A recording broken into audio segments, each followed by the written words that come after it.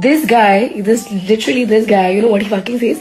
Like, मेरे दोस्त अनुपमा को बोलता है कि भाई मैं ब्रेक पे था इसलिए मैंने इस पे चीट किया। ब्रेक तो जी कंपनीज ने दे दी, लात मार रखी है डेव रोल्स को। गोल्डन एरा जा चुका है। If you see this post on Reddit तुम्हें समझ आ जाएगा कि कंपनीज जो हैं एम्प्लॉइज को बिना बात से निकाल रही हैं। बिना बात से तो नहीं, जेन्युइनली एआई का फर्क तो पड़ रहा है। जो रैंडमली ऐसे हायर हो जाते थे अब वो हायर नहीं हो रहे हैं और एम्प्लॉइज को गधों की तरह ट्रीट किया जा रहा है क्योंकि अब उनकी जरूरत नहीं है। जो मैनेजर्स कल तक तुम्हें फैमिली मानते थे अब वो तुम्हें फैमिली नहीं मान रहे हैं। बट ये जेन्युइनली हो क्यों रहा है? अगर तुम्हारे दिमाग में ऐसा है कि ये सब एआई की वजह से हो रहा है, कि एआई जब से आया जॉब्स कट ऑफ हो रही हैं, अब कंपनीज को तुम्हारी जरूरत नहीं है, ऐसा नहीं है। एक चीज बहुत क्लियर है, समझो कि अगर तुम्हारी हायरिंग ऐसे हो रही थी तो कोविड के टाइम पे कंपनीज को लगा कि तुम लोगों की बहुत ज्यादा जरूरत पड़ने वाली, तो उन्होंने एकदम से हायरिंग बढ़ा दी और अननेसेसरली हाई कर दिया और फालतू में पैसे देने लग गए जो कि जरूरत भी नहीं थी। बट देन जैसे स्टॉक मार्केट में करेक्शन आती है वैसे करेक्शन आई और हायरिंग वापस से डाउन चली गई नॉर्मल, और सॉफ्टवेयर इंजीनियरिंग जॉब एक नॉर्मल जॉब की तरह बन गई। अब ऐसा नहीं है कि हाई पेइंग जॉब्स मिलती नहीं है, मिलती हैं, लेकिन उसके लिए तुम्हें HTML, CSS, जावास्क्रिप्ट ये सब कर लोगे तो तुम्हें 60 लाख का पैकेज नहीं मिलेगा, क्योंकि ये सब ऑफ कोर्स एआई भी कर सकता है।